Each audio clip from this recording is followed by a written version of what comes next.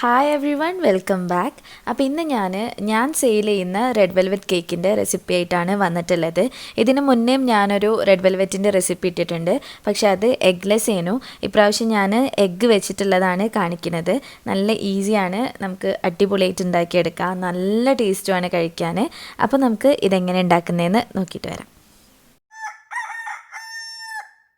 അപ്പോൾ ആദ്യം നമുക്ക് നമ്മുടെ കേക്കിന് വേണ്ടിയിട്ടുള്ള ബട്ടർ മിൽക്ക് റെഡിയാക്കണം. ഞാനിപ്പം 1/2 കപ്പ് നേരെ ചൂടുള്ള പാലെടുത്തിട്ടുണ്ട്. എന്നിട്ട് അതിലേക്ക് 1 സ്പൂൺ വിനീഗറാണ് ഒഴിച്ചു കൊടുക്കുന്നത്.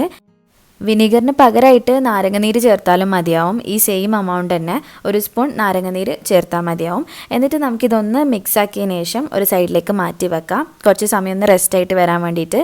പിന്നെ പാല് തണുപ്പുള്ളതാണെന്നുണ്ടെങ്കിൽ ഇതുപോലെ ബട്ടർ മിൽക്ക് ആയിട്ട് കിട്ടൂല, അതുകൊണ്ട് നേരെ ചൂടുള്ള പാൽ തന്നെ എടുക്കുക. ഇനി നമുക്ക് ഡ്രൈ ഇൻഗ്രീഡിയൻസ് ഒന്ന് സിഫ്റ്റ് ചെയ്തെടുക്കാം. അപ്പോൾ അതിന് വേണ്ടിയിട്ട് ഞാനൊരു പാത്രത്തിൻ്റെ മേലെ അരിപ്പ് വെച്ച് കൊടുത്തിട്ടുണ്ട്. എന്നിട്ട് അതിലേക്ക് ആദ്യം 1.25 കപ്പ് മൈദയാണ് ഇട്ട് കൊടുക്കുന്നത്. മൈദ നമ്മൾ എടുക്കുമ്പം പാത്രത്തിൻ്റെ മേലെ ഇങ്ങനെ സ്പൂൺ വെച്ചിട്ട് ലെവൽ ചെയ്തിട്ട് എടുക്കുക. പിന്നെ കറക്റ്റായിട്ട് മെഷർമെൻറ്റ് കപ്പ് തന്നെ മെഷർ ചെയ്തെടുക്കുക. 1 കപ്പും പിന്നെ 1/4 കപ്പിലുമായിട്ടാണ് മെഷർ ചെയ്യേണ്ടത്. ഇനി നമുക്ക് കൊക്കോ പൗഡർ ചേർത്ത് കൊടുക്കുക. ഇത് ലൈറ്റ് കളറുള്ള കൊക്കോ പൗഡറാണ്. എൻ്റെ അടുത്ത് ഡാർക്ക് കളർ ഉള്ളതുണ്ട്. ഞാൻ നോർമലി അതാണ് ബ്ലാക്ക് ഫോറസ്റ്റ് എല്ലാം ഉണ്ടാക്കുമ്പം യൂസ് ചെയ്യാറുള്ളത്. അപ്പം ഇതാണ് നിങ്ങൾ ചേർക്കുന്നതെന്നുണ്ടെങ്കിൽ കുറച്ച് മാത്രം ചേർത്താൽ മതി, ഏകദേശം 1 ടേബിൾ സ്പൂണൊക്കെ ചേർത്താൽ മതി. അല്ല ലൈറ്റ് കൊക്കോ പൗഡർ ആണെന്നുണ്ടെങ്കിൽ കുറച്ചധികം ചേർക്കുക, ഒരു 1.5 ടേബിൾ സ്പൂണോ 2 ടേബിൾ സ്പൂണൊക്കെ ചേർത്ത് കൊടുക്കുക. കൊക്കോ പൗഡർ കൂടിക്കഴിഞ്ഞാൽ നമ്മുടെ കേക്കിൻ്റെ ആ റെഡ് കളർ നഷ്ടമാവും, ബ്രൗൺ കളറിലേക്ക് പോവും. അപ്പോൾ അതുകൊണ്ട് കൂടുതൽ ആവാതെ നോക്കുക. 1 ടീസ്പൂൺ ബേക്കിംഗ് പൗഡർ ചേർത്തിട്ട് ഇതെല്ലാം കൂടെ നല്ലപോലെ നരിച്ചെടുക്കുക. നമ്മൾ നോർമലി ചെയ്യുന്ന സ്പോഞ്ച് കേക്കിൻ്റെ റെസിപ്പി അല്ല റെഡ് വെൽവെറ്റിന് ഫോളോ ചെയ്യേണ്ടത്. റെഡ് വെൽവെറ്റ് കുറച്ചും കൂടെ സോഫ്റ്റായിട്ടും മോയ്സ്റ്റായിട്ടും ടേസ്റ്റി ആയിട്ടും ഇരിക്കണം. അതുകൊണ്ട് തന്നെ റെസിപ്പിയിൽ നല്ല വ്യത്യാസമുണ്ട്. അപ്പം കറക്റ്റായിട്ട് റെസിപ്പി ഫോളോ ചെയ്യുക. ഇങ്ങനെ നമുക്ക് ഈ ഡ്രൈ ഇൻഗ്രീഡിയൻസ് ഒരു 2-3 പ്രാവശ്യം സിഫ്റ്റ് ചെയ്തിട്ട് മാറ്റി വെക്കാം.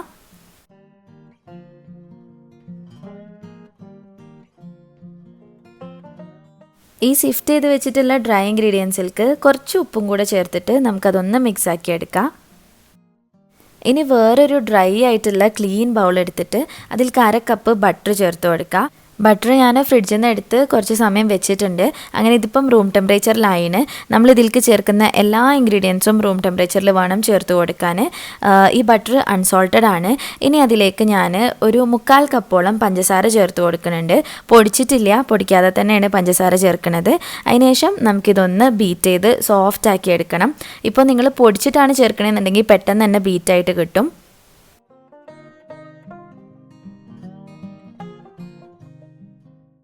ബട്ടറും ഷുഗറും കൂടെ ബീറ്റ് ചെയ്യുന്ന സമയത്ത് സൈഡ്സിൽ നിന്നൊക്കെ സ്ക്രേപ്പ് ചെയ്തെടുത്തിട്ട് നല്ലപോലെ ബീറ്റാക്കി എടുക്കുക. ഇനി അതിലേക്ക് നമുക്ക് മുട്ട ചേർത്ത് കൊടുക്കാം. 3 മുട്ടയാണ് ഞാനിപ്പോൾ ചേർത്തിട്ടുള്ളത്. പിന്നെ ഞാനിപ്പോൾ ഈ പറയുന്ന മെഷർമെൻ്റൊക്കെ 240 ml കണക്കിലാണ്. എൻ്റെ 1 കപ്പ് 240 ml ആണ്. അപ്പോൾ അതിൻ്റെ കണക്കിലാണ് ഞാനിപ്പോൾ മെഷർമെൻ്റൊക്കെ പറഞ്ഞിട്ടുള്ളത്. നമുക്ക് ആ മുട്ടൻ്റെ പച്ചമണം ഒന്ന് പോകാൻ വേണ്ടിയിട്ട് കുറച്ച് വാനില എസൻസ് ചേർത്ത് കൊടുക്കുക.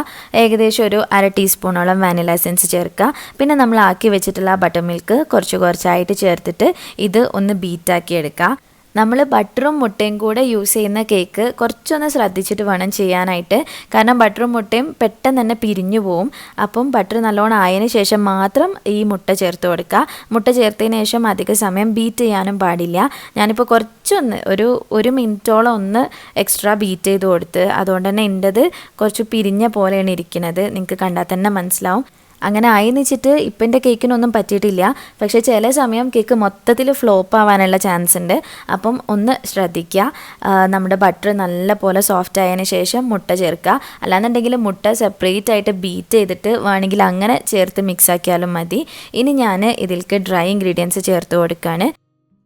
ഡ്രൈ ഇൻഗ്രീഡിയൻസ് കുറച്ചായിട്ട് ചേർത്തിട്ട് വേണം മിക്സ് ആക്കാൻ. അപ്പോൾ ആദ്യം ഒരു 3 ടേബിൾ സ്പൂൺ ചേർക്കുക. എന്നിട്ട് അത് ഇങ്ങനെ കട്ട് ആൻഡ് ഫോൾഡ് മെത്തേഡിലൂടെ മിക്സ് ആക്കിയിട്ട് വീണ്ടും ബാക്കിയുള്ളത് ചേർത്തിട്ട് അങ്ങനെ മിക്സ് ആക്കി എടുക്കുക.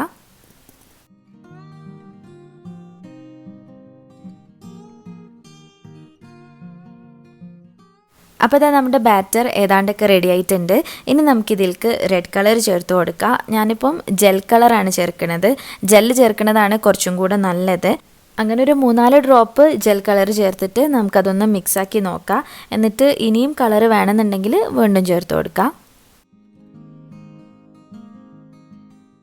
ഇനി നമ്മുടെ കേക്കിൻ്റെ അവസാനത്തെ സ്റ്റെപ്പാണ് ബേക്കിംഗ് സോഡയും വിനീഗറും കൂടെ മിക്സ് ആക്കിയിട്ട് ഒഴിക്കുക. അപ്പം 1/4 ടീസ്പൂൺ ബേക്കിംഗ് സോഡയിലേക്ക് 1/2 ടീസ്പൂൺ വിനീഗർ ചേർത്തിട്ട് അതൊന്ന് ഇങ്ങനെ പതഞ്ഞ് പൊന്തി വരുമ്പം മിക്സ് ആക്കിയിട്ട് നമ്മുടെ കേക്കിൻ്റെ ബാറ്ററിലേക്ക് ഒഴിച്ചു കൊടുക്കും. ഇത് ശരിക്ക് ഈ റെഡ് വെൽവെറ്റ് കേക്കിന് ഫോളോ ചെയ്യുന്ന ഒരു സ്റ്റെപ്പാണ്. പക്ഷെ ഞാൻ ഈ സ്റ്റെപ്പാണ് എൻ്റെ ബാക്കിയുള്ള എല്ലാ കേക്ക്സിലും ചെയ്യാറുള്ളത്. ഒരിക്കലും ഫ്ലോപ്പ് ആയിട്ടില്ല, എല്ലായ്പ്പോഴും സക്സസ് ആയിട്ട് തന്നെയാണ് എനിക്ക് കിട്ടിയിട്ടുള്ളത്. അപ്പം അതും കൂടെ ചേർത്തിട്ട് ഞാനൊന്ന് മിക്സ് ആക്കി എടുക്കുകയാണ്.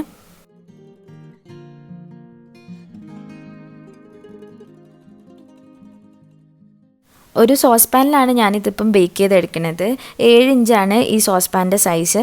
അപ്പോൾ ആദ്യം അതിലേക്ക് കുറച്ച് ഓയിലാക്കി കൊടുക്കുന്നുണ്ട്. എന്നിട്ട് നമ്മളാക്കി വെച്ചിട്ടുള്ള ഈ ബാറ്റർ ഒഴിച്ചു കൊടുക്കുക. അതിനുശേഷം നമ്മുടെ ഈ കേക്കിൻ്റെ പാത്രം ഒന്ന് ടാപ്പ് ചെയ്ത് കൊടുക്കണം. അതിൽ എയർ ബബിൾസ് ഒക്കെ റിലീസ് ആവാൻ വേണ്ടിയിട്ടാണ്. പിന്നെ നമ്മുടെ സ്റ്റവിൻ്റെ മേലെ ഒരു തട്ട് വെച്ച് കൊടുക്കുക. അതിനുശേഷം ഈ പാത്രം അതിൻ്റെ മേലെ വെച്ചിട്ട് നമുക്കിത് അടച്ച് വെച്ച് ഒരു 25 മിനിറ്റോളം ലോ ഫ്ലെയിമിലിട്ടിട്ട് കുക്ക് ചെയ്തെടുക്കണം. ഈ സമയം കൊണ്ട് ഞാൻ വിപ്പിംഗ് ക്രീം ഒന്ന് റെഡിയാക്കി എടുക്കുകയാണ്. ഞാനിപ്പോൾ 1 കപ്പ് ക്രീം എടുത്തിട്ടുണ്ട്. ഇത് റിറ്റ്സിൻ്റെ വിപ്പ് ടോപ്പിംഗ് ഗോൾഡ് ആണ്. അതൊന്ന് ബീറ്റ് ചെയ്ത് കൊടുക്കുക.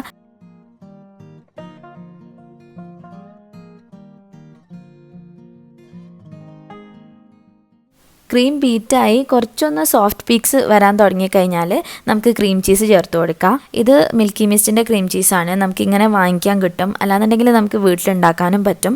ഞാനിപ്പം സ്റ്റോർ ബോട്ടാണ് യൂസ് ചെയ്യുന്നത്. അതിൽ നിന്ന് പകുതിയോളം ഇതിലേക്ക് ചേർത്ത് കൊടുക്കുന്നുണ്ട്.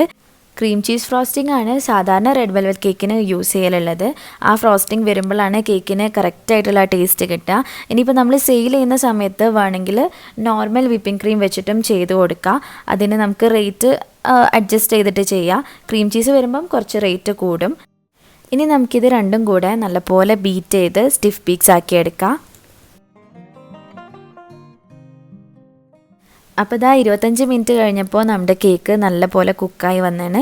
ഞാൻ ഫോർക്ക് വെച്ചിട്ട് കുത്തി നോക്കി. അപ്പോൾ ക്ലീൻ ആയിട്ടാണ് വന്നിട്ടുള്ളത്. അതിനർത്ഥം നമ്മുടെ കേക്ക് ബേക്ക് ആയിട്ടുണ്ട് എന്നാണ്. നല്ല സോഫ്റ്റ് ആയിട്ടുള്ള കേക്കാണ്.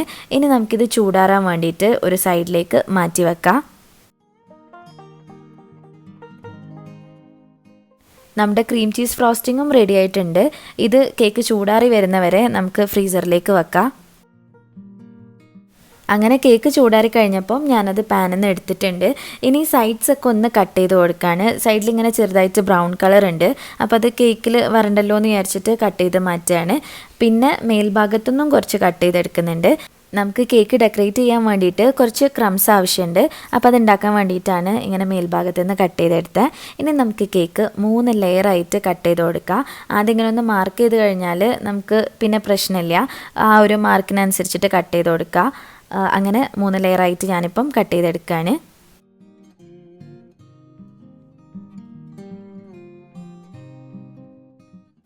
ഇനി നമ്മുടെ കേക്ക് വെറ്റാക്കാൻ വേണ്ടിയിട്ട് ഞാനിപ്പോൾ ഒരു പാത്രത്തിലേക്ക് കുറച്ച് കണ്ടൻസ് മിൽക്ക് എടുത്തിട്ടുണ്ട്. എന്നിട്ട് അതിലേക്ക് ഒരു ഇത്തിരി വെള്ളം കൂടെ ചേർത്തിട്ട് അതൊന്ന് മിക്സാക്കി ലൂസാക്കി എടുക്കുകയാണ്. ഇത് വെച്ചിട്ടാണ് ഞാനിപ്പം കേക്ക് വെറ്റാക്കാൻ പോണത്. ഇനി നമ്മുടെ ക്രീം ചീസ് ഫ്രോസ്റ്റിങ്ങിലും ഞാൻ കുറച്ച് കണ്ടൻസ് മിൽക്ക് ഒഴിച്ചിട്ട് മിക്സാക്കി കൊടുക്കുന്നുണ്ട്, ഒരു നല്ല ടേസ്റ്റ് കിട്ടാൻ വേണ്ടിയിട്ട്.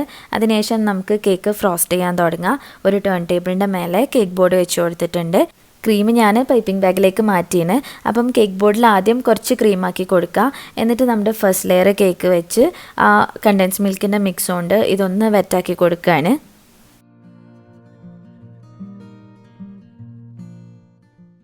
ഇനി നമുക്ക് ഒരു ലെയർ ക്രീം സ്പ്രെഡാക്കുക. അത്യാവശ്യം നല്ല കട്ടി തന്നെ ക്രീം കൊടുക്കുക. പിന്നെ ഇതിൻ്റെ ഉള്ളിൽ വേണമെങ്കിൽ ഫില്ലിങ്സ് ആയിട്ട് നമുക്ക് വൈറ്റ് ചോക്ലേറ്റ് ഗ്രേറ്റ് ചെയ്തതൊക്കെ യൂസ് ചെയ്യുക. ഞാനിപ്പോൾ ഒന്നും ഇട്ട് കൊടുത്തിട്ടില്ല. നിങ്ങൾക്ക് നല്ല റിച്ച് ആക്കിയിട്ട് ചെയ്യണമെന്നുണ്ടെങ്കിൽ വൈറ്റ് ചോക്ലേറ്റ് ഒക്കെ ഗ്രേറ്റ് ചെയ്തിട്ട് ചേർത്ത് കൊടുക്കുക. ഈ ക്രീം ഞാനൊരു പാലറ്റ് നൈഫ് വെച്ചിട്ട് ലെവൽ ചെയ്തിട്ടുണ്ട്. എന്നിട്ട് സെക്കൻഡ് ലെയർ കേക്ക് വെച്ച് കൊടുത്തു.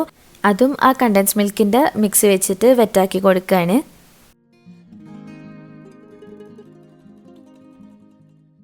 ഇനി ഇതിൻ്റെ മേലെയും നമുക്ക് ഒരു ലെയർ ക്രീം അപ്ലൈ ചെയ്ത് കൊടുക്കുക. അതിനുശേഷം നമ്മുടെ തേർഡ് ലെയർ കേക്ക് വെക്കുക. അതും കണ്ടൻസ് മിൽക്കിൻ്റെ മിക്സ് വെച്ച് വെറ്റാക്കിയിട്ട് നമുക്ക് ക്രീം അപ്ലൈ ചെയ്ത് കൊടുക്കാം. ഞാനിപ്പോൾ ഈ കേക്ക് കംപ്ലീറ്റ് ആയിട്ട് ക്രീം വെച്ച് കവർ ചെയ്തെടുക്കാൻ പോവാണ്. ആദ്യം ക്രം കോട്ട് ചെയ്യണമൊന്നുമില്ല, നേരിട്ട് തന്നെ കോട്ട് ചെയ്തെടുക്കുകയാണ്. അപ്പം നിങ്ങൾക്ക് ക്രം കോട്ട് ചെയ്യണമെന്നുണ്ടെങ്കിൽ അങ്ങനെ ചെയ്യാം, പ്രശ്നമൊന്നുമില്ല. ക്രം കോട്ട് ചെയ്തിട്ടൊരു 10 മിനിറ്റ് ഒന്ന് ഫ്രിഡ്ജിൽ വെച്ചിട്ട് വീണ്ടും അടുത്ത കോട്ട് ചെയ്ത് കൊടുത്താൽ മതി.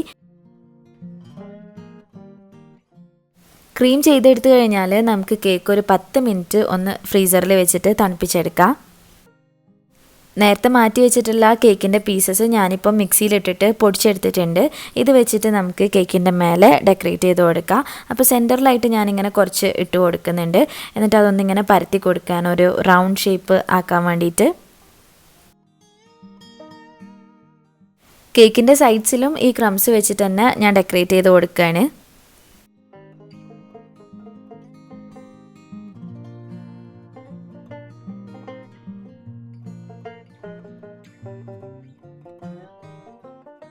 ഇനി നമ്മുടെ പൈപ്പിംഗ് ബാഗിൽ ഞാനൊരു സ്റ്റാർ നോസിൽ ഇട്ട് കൊടുത്തേണ്.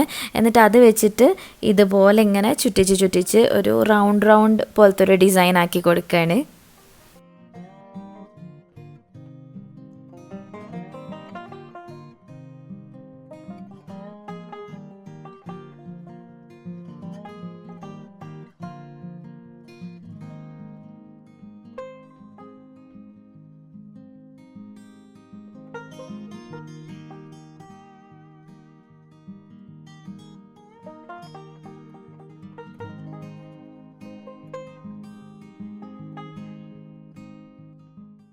അങ്ങനെ ഇപ്പോൾ നമ്മുടെ കേക്കിൻ്റെ ഡെക്കറേഷനും കഴിഞ്ഞു. പിന്നെ ഞാൻ ആ സെൻറ്ററിൽ ഇട്ടിട്ടുള്ള ക്രംസ് കുറച്ചൊക്കെ ഒന്ന് റെഡിയാക്കി കൊടുക്കുകയാണ്. എല്ലാ ഭാഗത്തേക്കും ഒന്ന് കവറാക്കി കൊടുക്കുകയാണ്. അതിനുശേഷം നമുക്ക് ഈ കേക്ക് ഒരു 2 മണിക്കൂറെങ്കിലും ഫ്രിഡ്ജിൽ വെച്ചിട്ട് നന്നായിട്ട് തണുപ്പിച്ചെടുക്കണം. അപ്പോൾ ഇതാ നമ്മുടെ റെഡ് വെൽവെറ്റ് കേക്ക് റെഡി ആയിട്ടുണ്ട്. ഇനി ഞാനിത് കട്ട് ചെയ്ത് കാണിച്ചു തരാം. അതിലെ ലെയേഴ്സും കാര്യങ്ങളൊക്കെ നല്ല പോലെ കറക്റ്റായിട്ട് വന്നിട്ടുണ്ട്. നല്ല ടേസ്റ്റുമാണ് കഴിക്കാൻ. ക്രീം ചീസ് ഫ്രോസ്റ്റിംഗ് ആയതുകൊണ്ട് അടിപൊളിയാണ്. എല്ലാവരും ഒന്ന് ട്രൈ ചെയ്ത് നോക്കുക. ഈ കേക്കിൻ്റെ വെയ്റ്റ് 1.3 kg ആണ്. ഞാൻ 1 kgൻ്റെ പ്രൈസിനാണ് ഇത് കൊടുക്കാറുള്ളത്. നമ്മളിപ്പോൾ എങ്ങനെ കറക്റ്റായിട്ട് മെഷർമെൻ്റ് എടുത്ത് ചെയ്ത് കഴിഞ്ഞാലും അത് 1 kgയിൽ നിൽക്കില്ല, കൂടുതലേ ഉള്ളൂ. എന്നാലും 1 kgൻ്റെ പ്രൈസിനായിട്ട് കൊടുക്കും. അപ്പോൾ ക്രീം ചീസ് ഫ്രോസ്റ്റിംഗ് വെച്ചിട്ടുള്ളതാണെങ്കിൽ നമുക്കൊരു 800 റുപ്പീസ് വരെ വാങ്ങാം. അല്ല വിപ്പിംഗ് ക്രീം വെച്ചിട്ടുള്ളതാണെങ്കിൽ ഒരു 720, 730 വരെയൊക്കെ നമുക്ക് 1 kgക്ക് വാങ്ങാൻ പറ്റും. പിന്നെ ഡെലിവറി ചാർജും അതുപോലെ വേറെ എന്തെങ്കിലുമൊക്കെ എക്സ്ട്രാ ആയിട്ട് വേണമെന്നുണ്ടെങ്കിൽ അതിൻ്റെ ചാർജൊക്കെ നമുക്ക് സെപ്പറേറ്റ് ആയിട്ട് ആഡ് ചെയ്തിട്ട് ചെയ്ത് കൊടുക്കാം. അപ്പോൾ കേക്ക് നിങ്ങളെല്ലാവരും ഒന്ന് ഉണ്ടാക്കി നോക്കുക, എന്നിട്ട് ഫീഡ്ബാക്ക് പറയുക. നമ്മൾ ഷോപ്പിൽ നിന്നെല്ലാം കഴിക്കുന്ന റെഡ് വെൽവെറ്റിൻ്റെ സെയിം ടേസ്റ്റ് ആയിട്ടാണ് ഞങ്ങൾക്ക് എല്ലാവർക്കും തോന്നിയിട്ടുള്ളത്.